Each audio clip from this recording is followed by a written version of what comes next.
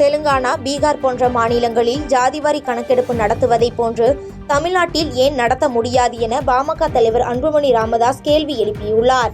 சென்னையில் செய்தியாளர்களை சந்தித்து பேசிய அவர், தமிழ்நாட்டில் 69% மக்கள் பிற்படுத்தப்பட்ட மக்கள் இருக்கிறார்கள் என்பதற்கு கணக்கெடுப்பு நடத்தினீர்களா என எழுப்பப்படும் கேள்விக்கு பதிலளிக்க முடியாத சூழல் இருப்பதாக கூறினார். மக்கள் தொகை கணக்கெடுப்பு சட்டம் 2008 படி மாநில அரசுகள் கணக்கெடுப்புகள் எடுக்கலாம் எனும் விதி இருக்கும் நிலையில் மக்கள் தொகை கணக்கெடுப்பை நடத்த தமிழ்நாடு அரசு தயக்கம் காட்டுவது ஏன் எனவும் கேள்வி எழுப்பினார். பீகாரில் நடத்தப்பட்ட ஜாதிவாரி கணக்கெடுப்பை நீதிமன்றம் நிராகரித்து விட்டதாக பொய்யான தகவலை சட்டமன்றத்தில் முதலமைச்சர் தெரிவித்து வருவதாக குற்றம் சாட்டிய அவர், ஜாதிவாரி கணக்கெடுப்பிற்கு பின் உயர்த்தப்பட்ட இடஒதுக்கீட்டை தான் நீதிமன்றம் நிராகரித்துள்ளதாக விளக்கமளித்தார். இந்த வழக்கு என்னைக்கு வேணா வரலாம். வந்ததுன்னா நீதிபதிகள் கேட்கின்ற முதல் கேள்வி, நீங்க கணக்கெடுத்து நடத்துறீங்களா, கணக்கு இருக்கா, தமிழ்நாட்டில் 69 விழுக்காடு மக்கள் பட்டியலினத்தை சார்ந்தவர்கள், பழங்குடி மக்கள், மிகவும் பிற்படுத்தப்பட்ட மக்கள் இருக்கிறார்களா என்று கணக்கு வேணும். நம்ம கிட்ட கணக்கு கிடையாது.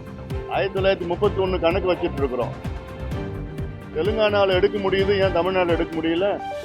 நீங்க சமூக நீதி பேசுறீங்க. சமூக நீதியினுடைய அடித்தளம் என்ன?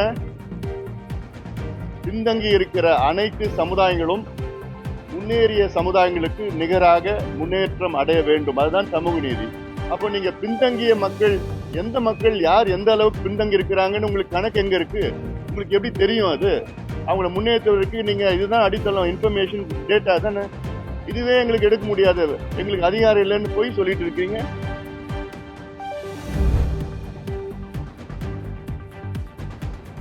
ஆங்கில ஏகாதிவாதிகளை எதிர்த்து குரல் கொடுத்தவர் திருமலை நாயக்கர் மன்னர் என அதிமுக முன்னாள் அமைச்சர் கடம்பூர் ராஜு புகழாரம் சூட்டியுள்ளார். தூத்துக்குடி மாவட்டம் கோவில்பட்டியில் திருமலை நாயக்கரின் 442வது பிறந்தநாள் விழாவை முன்னிட்டு திருமலை நாயக்கரின் திருவுருவப் படத்திற்கு அதிமுக முன்னாள் அமைச்சர் கடம்பூர் ராஜு மாலை அணிவித்து மரியாதை செலுத்தினார். பின்னர் நிகழ்ச்சியில் பேசிய அவர், மன்னர்கள் மற்றும் சுதந்திர போராட்ட வீரர்கள் அனைவருக்கும் மறைந்த முன்னாள் முதலமைச்சர் ஜெயலலிதா மணிமண்டபம் கட்டி சிறப்பாற்றினார் என கூறினார். தன்னுடைய பதவி பரிசல்ல இன்றைக்குள்ள பதவி பரிசல்ல சில பேர் என்னமோ கனவு கண்டுட்டு இருக்காங்க.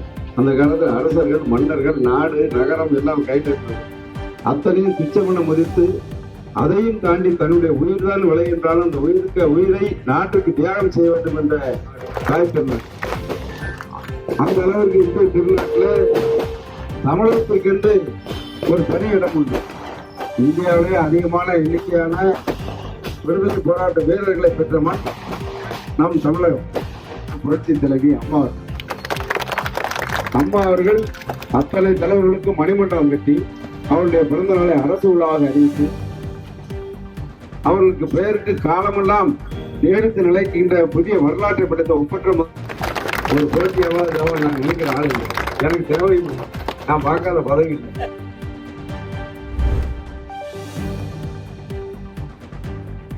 இந்தியாவிலேயே அதிகமான சுதந்திர போராட்டங்களை கண்ட மண் தமிழ்நாடு என பெருமிதம் கூறிய அவர், அத்தனை போராட்ட வீரர்களையும் அதிமுக அரசு பெருமைப்படுத்தியிருக்கிறது எனவும் கூறினார்.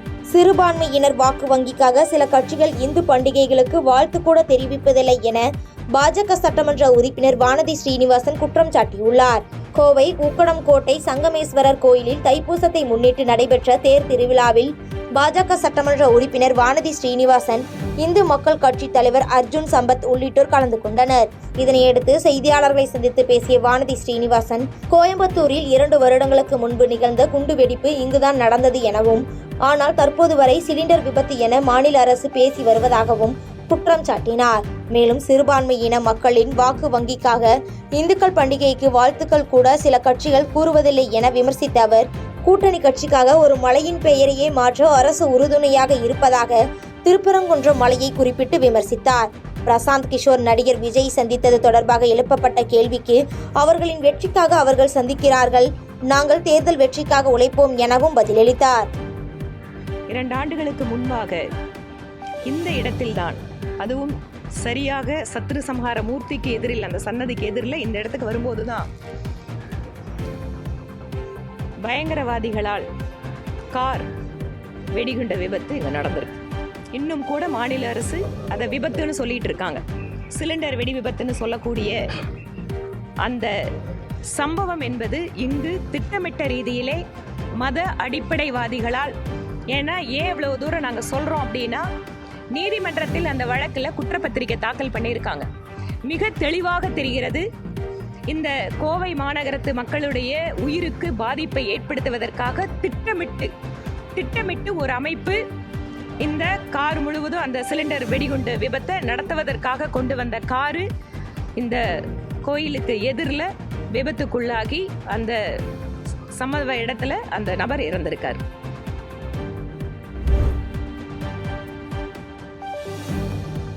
திருப்பூரில் நடைபெற்ற பாராட்டு விழாவில் எம்ஜிஆர் ஜெயலலிதா புகைப்படம் இல்லை என நிகழ்ச்சி அமைப்பாளரிடம் செங்கோட்டையன் தெரிவித்தாரே தவிர அதிமுகவில் எந்த பிரச்சனையும் இல்லை என அதிமுக முன்னாள் அமைச்சர் செல்லூர் ராஜு தெரிவித்துள்ளார்.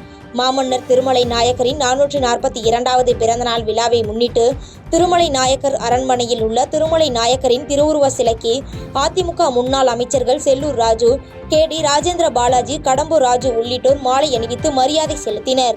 தொடர்ந்து செய்தியாளர்களின் கேள்விக்கு பதிலளித்த செல்லூர் ராஜு, திருப்பூரில் நடைபெற்ற பாராட்டு விழாவில் எம்ஜிஆர் ஜெயலலிதா புகைப்படம் இல்லை என நிகழ்ச்சி அமைப்பாளரிடம் செங்கோட்டையன் தெரிவித்தாரே தவிர கட்சியிடனோ பொதுச் செயலாளரிடமோ தெரிவிக்கவில்லை என விளக்கம் அளித்தார். மேலும் இவ்விவகாரத்தில் அதிமுக பொதுச் செயலாளரின் பெயருக்கு களங்கம் விளைவிக்கும் வகையில் திமுக அரசு திட்டமிட்டு செயல்படுவதாகவும் குற்றம் சாட்டினார். புரட்சித் தலைவர் அம்மா இருக்கும் பொழுது இது அரசு விழாவாக நடத்த வேண்டும் என்று நாயுடு மகாசங்கம் கோரிக்கை வைக்கும்போது நானும் அருமை தம்பி கடம்பூர் ராஜு அவர்களும் அன்பிற்கினிய அருமை சகோதரர் அருமை தம்பி KT ராஜேந்திர பாலாஜியும் அன்பிற்கினிய அருமை ராஜன் செல்லப்பா RP உதயகுமார் அவர்களும் அம்மாவிடத்தில் எழுதி கொடுத்த அடிப்படையில் அரசு விழாவாக அறிவிக்கப்பட்டது. அது அரசு விழாவாக அறிவிக்கப்பட்டு ஒவ்வொரு ஆண்டும் நடத்தப்படுகிறது. அது மட்டுமல்ல, இன்றைக்கு இதே இடத்துல வெண்கல சிலை அமைப்பதற்கு எங்கள் மக்களோட நாயுடு மகாசங்கம் கேட்டுக்கொண்டதுக்கு இணங்க நாங்கள் அதை எழுதி கொடுத்து அன்றைக்கு செய்தித்துறை அமைச்சராக இருந்த கடம்பூர் ராஜு அவர்கள் வழிமுறைத்து அதை முதலமைச்சர்கள் கொண்டு சென்று அனுமதி பெறுகின்ற பொழுது தேர்தல் அறிவிப்பு வந்துவிட்டது.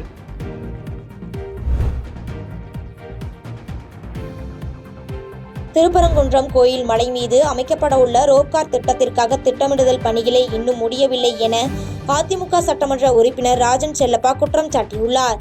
மதுரை திருப்பரங்குன்றம் முருகன் கோயிலில் தைப்பூச திருவிழாவை முன்னிட்டு திருப்பரங்குன்றம் சட்டமன்ற உறுப்பினர் ராஜன் செல்லப்பா சுவாமி தரிசனம் செய்தார். இதையடுத்து செய்தியாளர்களை சந்தித்து பேசிய அவர், தைப்பூச திருவிழாவிற்கு அரசு விடுமுறை அளித்து மக்களின் உணர்வுகளுக்கு மதிப்பளித்தவர் எடப்பாடி பழனிசாமி என புகழாரம் சூட்டினார்.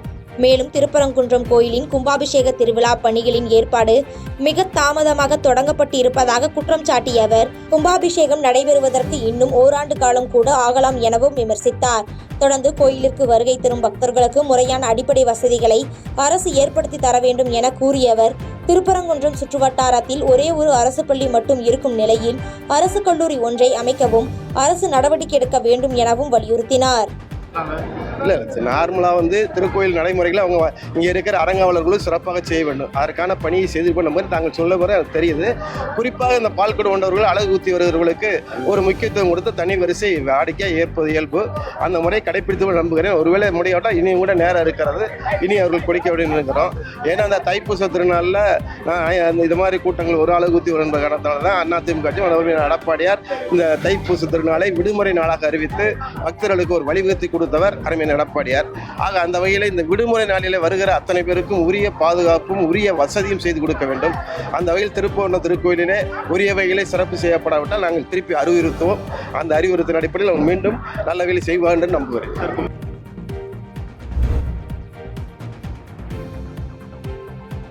தேர்தலில் நின்று தாவேக தலைவர் விஜய் தன்னை நிரூபித்த பிறகே கூட்டணி வைப்பதா இல்லையா என முடிவெடுக்கப்படும் என விஜய பிரபாகரன் தெரிவித்துள்ளார்.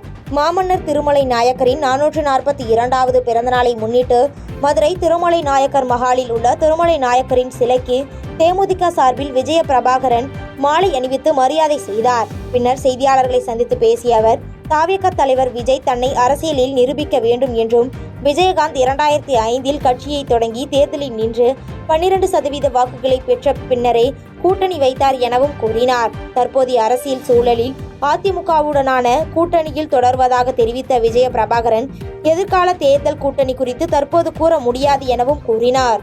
இல்லை, இப்போ எங்களோட இன்னைக்கு விஜயான் அவரோட நிலைப்பாடை சொல்லியிருக்காரு.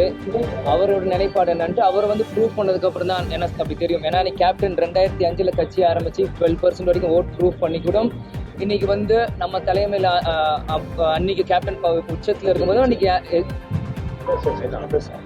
உச்சத்தில் இருக்கும்போது கூட இன்னைக்கு யாருமே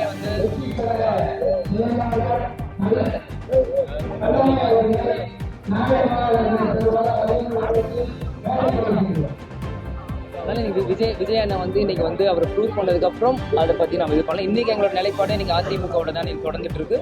அதே மாதிரி இன்னைக்கு நாங்களும் பல்வேறு இடத்துக்கு போகிறோம். அதிமுக நிர்வாகிகளை சந்திக்கும் போது எங்கள் கூட்டணி தொடர்ந்து தாங்க இருக்கு. அவரோட நிலைப்பாடு அவரோட பாதகம் செய்பவரை கண்டால் நாம் பயம் கொள்ளலாகாது பாப்பா. மோதி மிதித்து விடு பாப்பா, அவர் முகத்தில் உமிழ்ந்து விடு பாப்பா. அண்மை செய்திகளை உடனுக்குடன் தெரிந்து கொள்ள இணைந்திருங்கள் எம் நாடு தொலைக்காட்சியுடன்.